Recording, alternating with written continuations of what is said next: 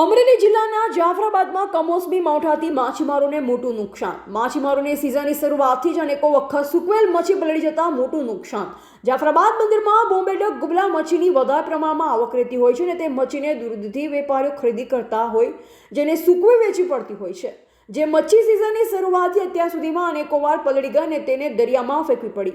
ફરીથી છેલ્લા 3-4 દિવસથી પડી રહેલ કમોસમી માવઠાએ માછીમારોની કમર તોડી નાખી। મોંઘા ભાવનું ડીઝલ બળપ સાથે ખલાસીઓ પગાર પણ બમણો ચૂકવવા પડી રહ્યો છે। ત્યારે કુદરત પણ વારંવાર માછીમારો પર આફતરૂપી વરસાદ વરસાવીને મચ્છીમારોને મોટા પાયે નુકસાન થઈ રહ્યું છે। ત્યારે હવે સાગર ખેડૂતની માંગ ઉઠી છે કે સરકાર જેમ ધરતીપુત્રને સહાય પેકેજ આપે છે તે જ રીતે માછીમારોને પણ વળતરરૂપી સહાય પેકેજ જાહેર કરે તેવી માંગણીઓ કરવામાં આવી રહી છે। રિપોર્ટર કાળુસા કનોજિયા, જાફરાબાદ। જાફરાબાદ કોળી સમાજ બોર્ડ પ્રમુખ હમીરભાઈ સોલંકી। આજે વરસાદના કારણે છેલ્લા 2.5 મહિનાની સિઝનની અંદર અમારે 1 મહિનો તમારે ઘરે રોકાવું પડ્યું છે અને જેમ જમીન ખેડૂતને સહાય ગવર્મેન્ટ આપે છે એ જ રીતે અમારી માંગણી છે કે દરિયા ખેડૂતને પણ અમને આપો।